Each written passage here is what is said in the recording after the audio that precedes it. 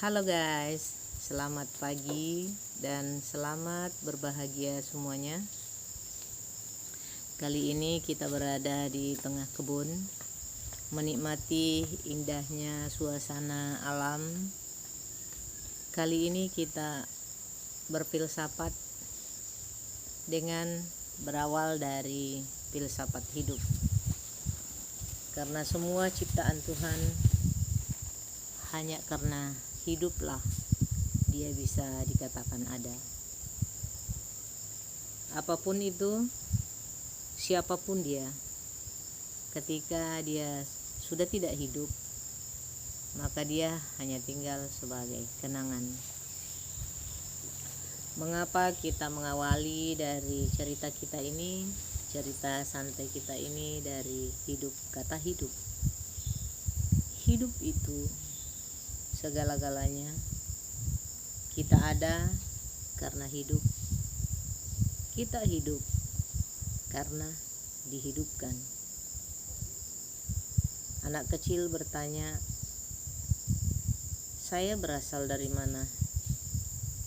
Maka dijawablah bahwa kamu berasal dari kedua orang tuamu, ibu bapakmu.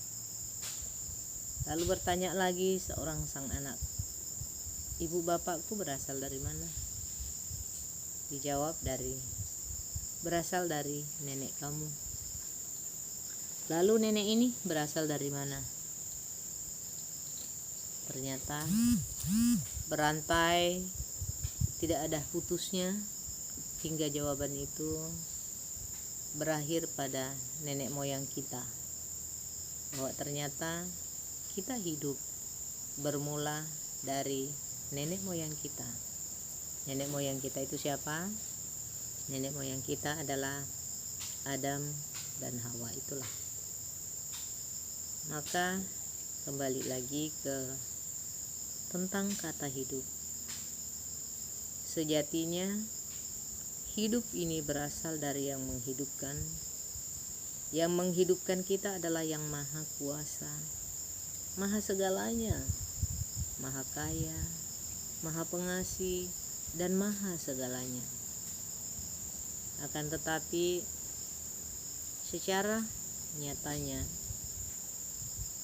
begitu kita hidup di bumi yang hari pertama kita terlahir disambut dengan meriah, disambut dengan penuh sukacita oleh seluruh sanak keluarga, handai tolan, dan famili kita, dengan penuh iringan doa.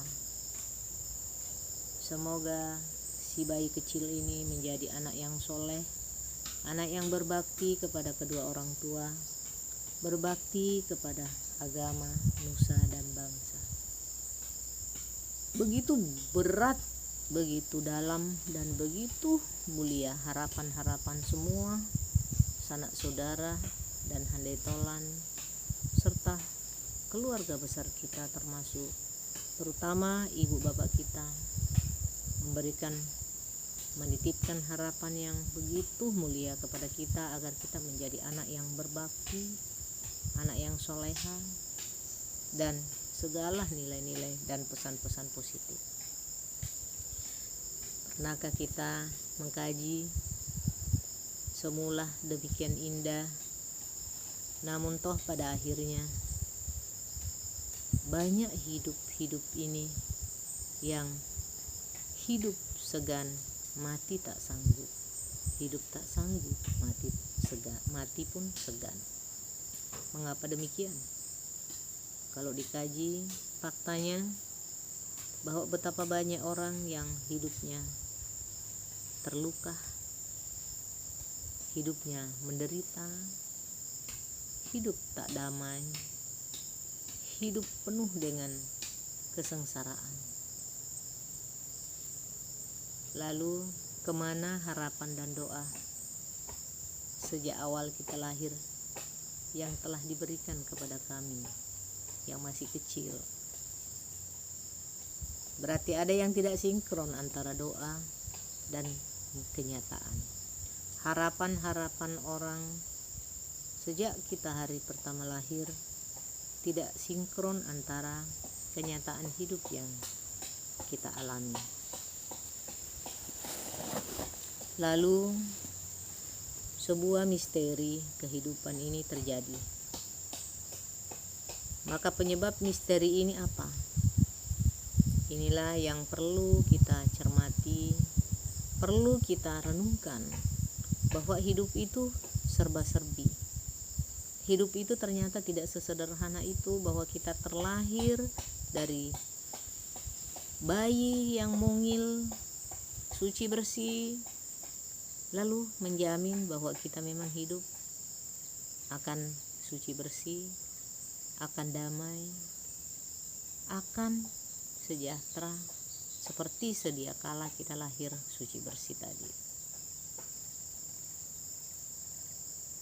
Lalu ketika itu terjadi, ada disharmoni antara harapan dan fakta terhadap hidup kita. Maka sering orang gelisah, sering orang frustrasi, menjadikan hidupnya kelam, menjadikan hidupnya tidak karuan.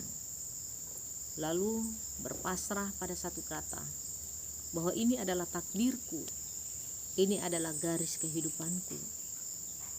Kata ini adalah kata menyerah. Maka karena itu jangan ada kata menyerah. Hidup artinya power. Tubuh ini ada karena ada kehidupan di dalamnya. Ada ruh, ada penyemangat, ada obor yang menyala-nyala dalam hidup ini. Maka itu yang harus kita selalu nyalakan. Karena hidup ini harus berkesinambungan, hidup ini harus strong, tidak boleh menyerah, tidak boleh ada putus asa. Walaupun hidup ini penuh dinamika dan intrik-intrik kehidupan yang menyimpang sekalipun. Karena kita tidak pernah tahu bahwa di akhir proses hidup ini adalah berbuah manis atau happy ending. Maka karena itu menjalani proses ini harus dengan penuh kehati-hatian, penuh dengan semangat, penuh dengan kewaspadaan. Walaupun ada intrik, walaupun kaki kesandung, tetapi kita tidak ada kata menyerah. Ini adalah proses. Jangan putus asa. Kita kembalikan bahwa semula kita berasal dari kesucian. Kita berasal dari kita adalah seorang bayi yang suci bersih. Kata John Locke, manusia lahir bagaikan kertas putih, yang disebut oleh John Locke adalah tabula rasa. Kalau dalam ajaran agama menyebut bahwa manusia lahir secara fitrah suci bersih. Walaupun perjalanan hari esok dan seterusnya beranjak dari kehidupan ini penuh dengan suka duka, penuh dengan liku-liku, penuh dengan intrik-intrik kelam kehidupan. Tapi itu adalah hanyalah proses. Lalu jangan lupa kembali kepada fitrah yang awal tadi. Karena proses memang terkadang menyakitkan, proses memang terkadang kelam, tapi kita fokus pada tujuan akhir, bahwa di akhir kehidupan ini akan menjadi suci dan akan disucikan kembali. Itu adalah niatan. Halo guys, semangat ya, bahwa hidup adalah indah, hidup adalah damai, hidup adalah bahagia.